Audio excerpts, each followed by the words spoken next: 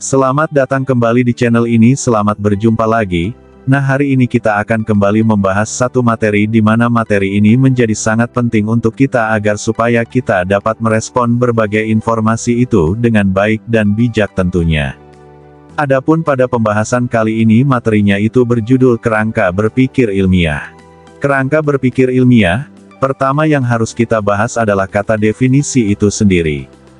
Nah, mengapa demikian? Agar adanya kesepahaman antara kita agar kita bisa menemukan atau mengacu pada makna yang sama.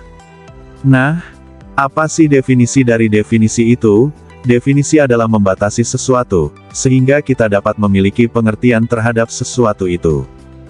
Jadi definisi dari definisi adalah memberikan pengertian atau penjelasan tentang sesuatu dan disertai dengan batasan-batasan sehingga hal tersebut menjadi jelas. Dapat kita simpulkan bahwa, inti dari definisi yang pertama ini adalah, menjelaskan sesuatu yang terbatas. Nah, konsekuensinya adalah jika sesuatu tidak terbatas maka tidak dapat kita definisikan. Definisi yang kedua dari kata definisi adalah, menjelaskan sesuatu dengan menggunakan beberapa pendekatan-pendekatan sehingga sesuatu itu menjadi jelas pengertiannya. Nah, jika kita mencoba menjelaskan, judul dari pembahasan kita pada kesempatan kali ini yaitu kerangka berpikir ilmiah, maka kurang lebih kita akan membahas yang pertama adalah kerangka. Kerangka adalah sesuatu yang menyusun atau menopang yang lainnya sehingga sesuatu yang lain dapat berdiri dan berpikir, merupakan gerak akal dari satu titik ke titik yang lainnya, atau bisa juga gerak akal dari pengetahuan yang satu ke pengetahuan yang lainnya. Nah, pengetahuan kita yang pertama adalah ketidaktahuan, kemudian pengetahuan kita yang kedua adalah tahu, kemudian kita juga mendefinisikan berpikir sebagai gerak akal, dari tidak tahu menjadi tahu, jadi yang inti dari berpikir adalah adanya gerak akal. Kemudian definisi yang berikutnya adalah ilmiah. Ilmiah adalah sesuatu hal atau pernyataan yang bersifat keilmuan. Cuma di sini kita perlu membedakan ilmiah dalam perspektif yang kita bahas pada pembahasan kali ini, dan perspektif sains. Nah, ilmiah dalam sains harus melewati pengujian secara empiris, namun, yang kita maksudkan dalam pembahasan kita pada kesempatan kali ini yaitu ilmiah, yang sesuai dengan hukum-hukum pengetahuan yang ada. Nah, tentu sampai di sini mengenai mendefinisikan kita semua sudah paham. Tadi kita sudah mendefinisikan kerangka berpikir ilmiah. Selanjutnya, dalam berpikir, kita tidak bisa lepas dari yang namanya kemutlakan dan relativitas. Sesuatu yang penting sebelum menjelajahi dunia pemikiran perlu kiranya kita memahami mengenai kemutlakan dan relativitas. Nah, pada zaman Yunani kuno itu muncul sekelompok kaum, atau yang dinamakan kaum sofis, yaitu sekelompok orang yang berpikir bahwa apapun yang ada dalam gagasan kita itu bersifat relatif. Semuanya selalu dihadapkan pada pilihan. Apakah semuanya mungkin benar atau semuanya mungkin salah? Nah, secara sosial kaum sofis ini menganggap dirinya itu sebagai kaum yang arif atau kaum yang pandai.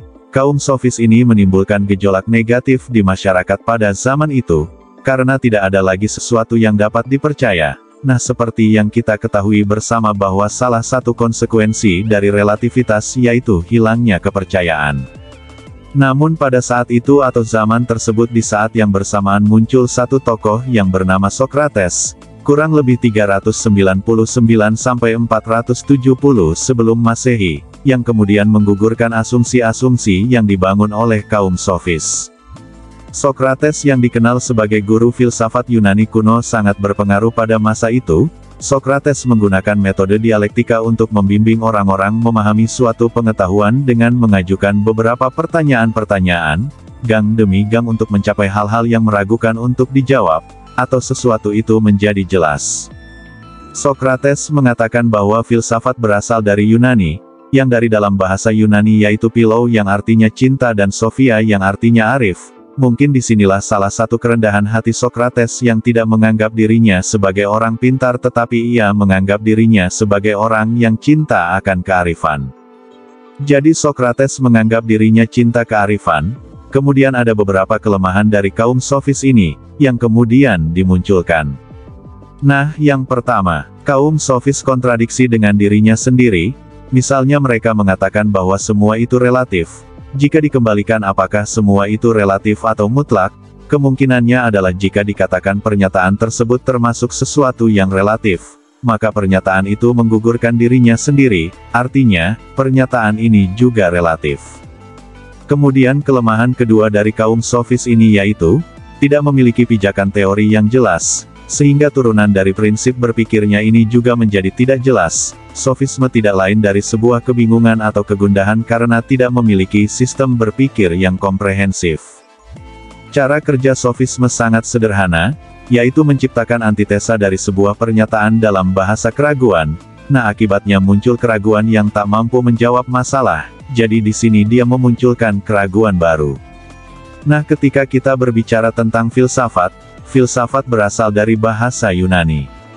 Philo yang artinya cinta, dan sofis yang artinya arif atau pandai. Secara bahasa filsafat dapat kita terjemahkan sebagai pembawa cinta kearifan atau cinta kepandaian. Cakupan pengertian sofia yang semula itu ternyata sangat luas. Sofia tidak hanya berarti kearifan saja, melainkan meliputi kebenaran pertama, pengetahuan luas, kebijakan intelektual, pertimbangan sehat, sampai kepada kepandaian dan bahkan kecerdikan. Nah, di sini kita akan menggunakan pengertian tentang filsafat, yang mempunyai arti sebagai berpikir secara radikal, menyeluruh dan sistematis. Maksudnya di sini dengan berpikir radikal, atau sampai kepada akar-akarnya. Sehingga melihat sesuatu itu secara menyeluruh dan tersusun, sehingga kita bisa arif atau bijak dalam melihat persoalan. Ketika diletakkan dalam kata ilmu maka berarti berpikir secara radikal menyeluruh dan sistematis terhadap ilmu. Nah, sedangkan ilmu sendiri dapat kita lihat dari dua sudut pandang. Nah, sudut pandang yang pertama yaitu, yang pertama, membedakan ilmu dengan pengetahuan. Dan yang kedua ilmu pengetahuan. Di sini kita membedakan antara ilmu dengan pengetahuan. Ilmu adalah kumpulan pengetahuan-pengetahuan yang sistematis. Misalnya ilmu biologi. Ilmu biologi adalah kumpulan pengetahuan-pengetahuan tentang makhluk hidup dan semua yang berkaitan secara sistematis tentang makhluk hidup. Sudut pandang yang kedua yaitu, pemikiran yang mendefinisikan bahwa ilmu dengan pengetahuan itu sama. Nah, jadi dalam konteks ini ilmu berarti tahu, artinya ilmu dan pengetahuan itu sama saja. Ada kemudian tiga aspek yang menjadi pondasi filsafat dalam ilmu itu sendiri. Nah, yang pertama itu epistemologi, ontologi, dan aksiologi. Epistemologi adalah ilmu yang membahas tentang sumber pengetahuan. Ontologi itu ilmu yang membahas tentang hakikat, sesuatu dalam hal eksistensi dan esensi, atau dengan kata lain keberadaan atau keapaan sesuatu, dan aksiologi itu membahas tentang kegunaan sesuatu. Di dalam materi ini kita hanya akan membahas lebih banyak mengenai epistemologi, yaitu sumber pengetahuan. Jadi sumber pengetahuan itu berangkat dari adanya kemutlakan yang nantinya akan menyusun sistem berpikir kita.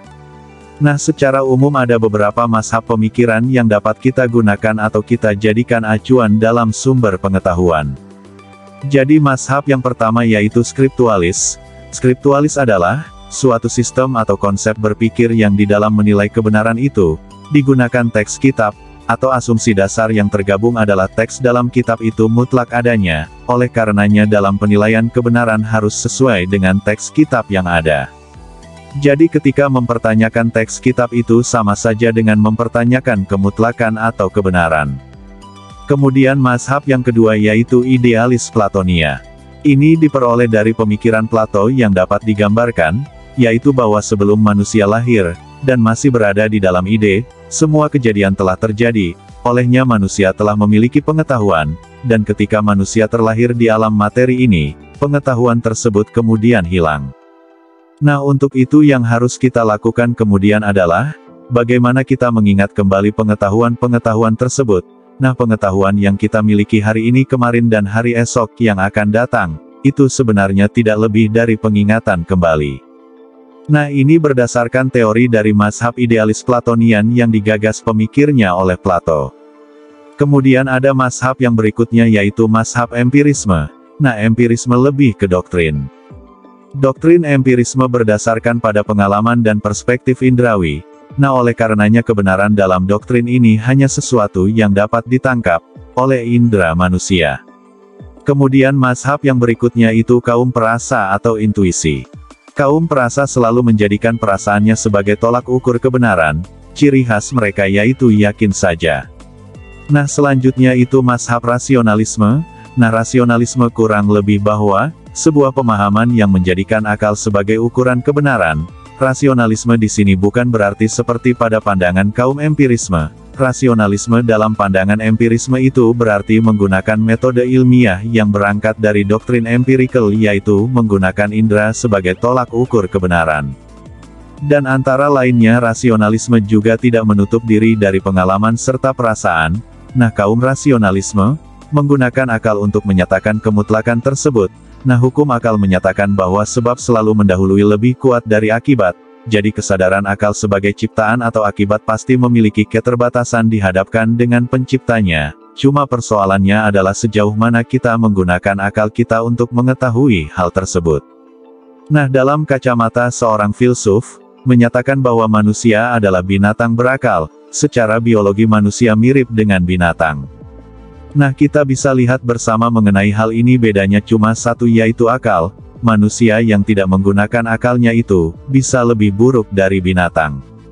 Di dalam diri kita ada beberapa fakultas atau penggolongan pengetahuan, yang perlu kita ketahui, nah diantaranya yang pertama yaitu indera.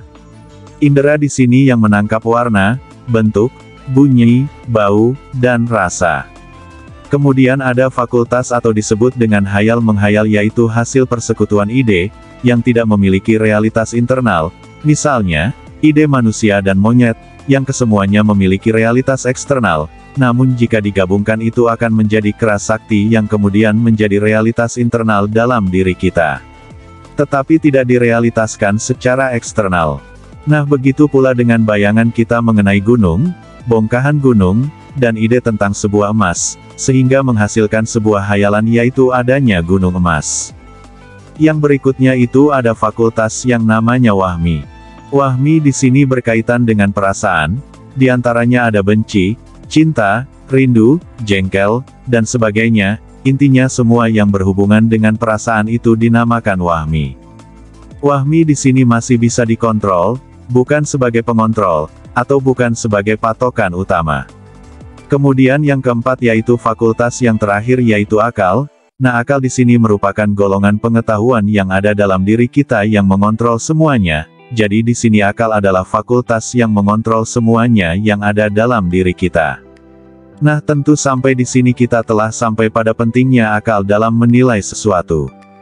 Nah kemudian muncul pertanyaan, apakah akal ini masih bisa salah? Artinya masihkah akal menjadi sesuatu yang tidak mutlak ketika kita gunakan dalam berpikir? Untuk menjawab hal ini tentunya kita harus kembalikan lagi ke pendefinisian awal kita, bahwa berpikir adalah gerak akal, hal ini berarti menandakan adanya proses analogi sederhana. Misalnya, kita analogikan akal sebagai motor, kemudian mengendarai motor adalah menggerakkan motor dari satu titik ke titik yang lainnya. Nah, dalam proses ini tentunya kita harus menaati rambu-rambu, agar tidak terjadi kecelakaan. Nah begitu pula dengan berpikir dengan tidak mentaati rambu-rambu atau aturan-aturan berpikir, akan menyebabkan kita kecelakaan berpikir atau mengalami kesalahan berpikir. Mengalami kesalahan berpikir bukan karena akal kita yang salah, tetapi kita sebagai pengguna yang kurang tepat atau kurang bijak dalam menggunakan. Makanya kita harus mengetahui aturan-aturan berpikir yang mutlak adanya yang dapat kita gunakan.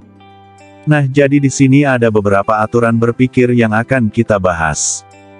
Yang pertama, aturan berpikir yang pertama yaitu sering dikenal dengan logika formal. Nah yang pertama prinsip identitas. Prinsip ini menyatakan bahwa sesuatu hanya sama dengan dirinya sendiri. Secara matematis dapat kita rumuskan, A sama dengan A.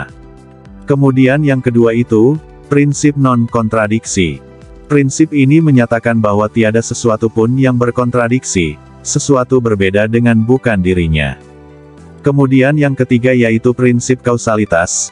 Prinsip ini menyatakan bahwa tidak ada sesuatu pun yang kebetulan, artinya setiap sebab itu melahirkan sebuah akibat.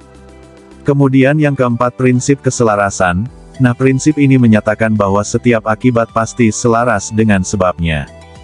Nah sampai di sini tentu kita sudah paham, bagaimana kita menggunakan akal kita dalam berpikir dengan menggunakan aturan-aturan berpikir, atau rambu-rambu berpikir yang baik. Selanjutnya, kita akan coba memberikan sedikit pembuktian mengenai kemutlakan aturan-aturan berpikir, yang telah kita kemukakan ini atau kita bahas ini. Misalnya jika ada seorang anak kecil yang menangis ketika mainannya diambil, kemudian mainannya ini kita berikan kembali kepada anak kecil yang lainnya, maka anak kecil yang tadi menangis ini akan tetap menangis. Mengapa? Ini tentu karena ia tahu bahwa dirinya sama dengan dirinya tidak sama dengan anak kecil yang lain tadi. Jadi walaupun mainannya diberikan kepada anak yang lain, ia akan tetap menangis. Kemudian kita juga bisa melihat pembuktian pada seekor sapi. Jika kita berikan sapi sebuah emas dan kita berikan rumput, maka sapi ini akan tetap memilih rumput. Itu membuktikan bahwa rumput sama dengan rumput dan emas tetaplah emas. Artinya prinsip-prinsip atau aturan-aturan berpikir yang telah kita bahas ini justru berlaku universal, dan memang mutlak bisa kita gunakan sebagai aturan berpikir. Nah, contoh pembuktian yang lainnya tentang keselarasan. Misalnya kita menangkap sesuatu maka akal kita akan mengatakan bahwa tidak mungkin sesuatu ini ada dengan sendirinya, pasti sesuatu ini ada penyebabnya, dan akibat dari sebab selalu selaras dengan sebabnya. Tidak mungkin benih jagung menyebabkan tumbuhnya pohon kelapa. Semua yang ada di alam ini adalah bukti kemutlakan prinsip yang niscaya lagi rasional. Tentu sampai di sini kita semua sudah paham mengenai bagaimana kita berpikir secara ilmiah. Nah, untuk menambah wawasan kita sebaiknya kita perbanyak membaca buku mengenai logika atau filsafat-filsafat serta perbanyak kajian dengan teman-teman. Tujuan pembahasan kita tentang kerangka berpikir ilmiah ini, yaitu untuk memahami garis besar mazhab berpikir dan untuk memahami bagaimana menganalisis sebuah permasalahan dan agar kita tidak terjebak dalam yang namanya kecelakaan berpikir, sehingga kita tidak mengalami yang namanya kesalahan-kesalahan berpikir. Jadi untuk pembahasan kita mengenai kerangka berpikir ilmiah ini saya rasa cukup sampai di sini.